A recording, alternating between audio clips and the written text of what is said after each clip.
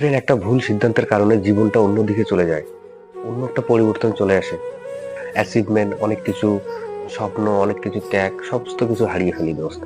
এমনটা তো নয় যে আপনিও কোনো ভুল সিদ্ধান্ত নিয়ে ফেলেছেন, সেটা আপনি জানবেন কি করে? তো এমনই একটা স্টোরি দোস্ত, একটা রিয়েল স্টোরি আপনাদের সাথে আমি নিয়ে এসেছি। মেয়ের স্টোরি।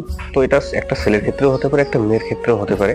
তো আপনার সাথে রিলেটিভ করবে, যে আপনি নিজেই দেখবেন যে এটা আপনার সাথে হয়েছে কিনা, যে আপনি কি চান। তো একটা ছোট্ট একটা গ্রামে একটা মেয়ে পড়াশোনা করতো, সে স্টাডি করতো। সে খুবই ছোট ছিল, তার স্টাডি চলছিল। তো তার ক্ষেত্রে তার স্বপ্ন ছিল যে সে একদিন বড় ডাক্তার হবে। তো সে ভাবছিল যে আমি ডাক্তারি লাইনে পড়াশোনা করব। তো সে একসময় মানে পড়াশোনা করতে করতে এরকম করে মানে ডাক্তারি লাইনে পড়াশোনা করছিল। করার পর তার স্বপ্ন থাকে যে আমি বড় ডাক্তার হব। কিন্তু পরিবার তার পরিবারের তাকে বলছিল যে তুমি আগে স্টাডিটা করো, তারপরে আমরা বলছি যে তুমি কি হবে কি না হবে। তার তো স্বপ্ন ছিল সে ডাক্তার হবে, কিন্তু সে ডাক্তারি লাইনে পড়ছিল। পড়ার ক্ষেত্রে হঠাৎ একদিন তার পরিবার তাকে অন্যরকম একটা কথা বলে ফেলে, অন্যরকম একটা বলে ফেলে।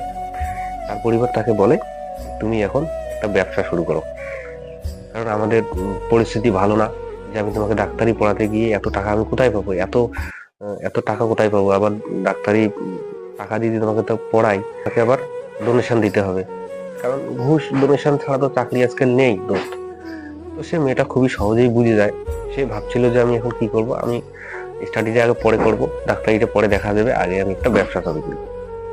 তো তার পরিবারের কথা শুনে সে ব্যবসাটা শুরু করে দেয়। তো ব্যবসা করতে করতে তার মনের ভিতরে একটা কি রকম একটা মানে একটা অন্যরকম একটা মানে দুশ্চিন্তা, একটা কেমন একটা মানে একটা কি মনের মধ্যে একটা কিরকম একটা ক্ষোভ থেকে যেত, যে আমি কি যেন একটা হারিয়ে ফেলেছি, কিছু যেন একটা আমি মানে পেতে চেয়েছিলাম, সেই জিনিসটা হারিয়ে ফেলেছি। তাকে মানে কিরকম একটা লাগতো যে আমি ভুল সিদ্ধান্ত নিইনি তো, যে আমি কি করতেছি। তো অলমোস্ট এক মেয়েটা কি করে সে ভাবছিল যে একদিন কি করব আমি, ব্যবসাটাকে আমাকে কুইট করতে হবে, কুইট করে আমাকে আবার ডাক্তারি লাইনে পড়তে হবে, পড়ে আমাকে স্বপ্ন আমাকে পূরণ করতে হবে।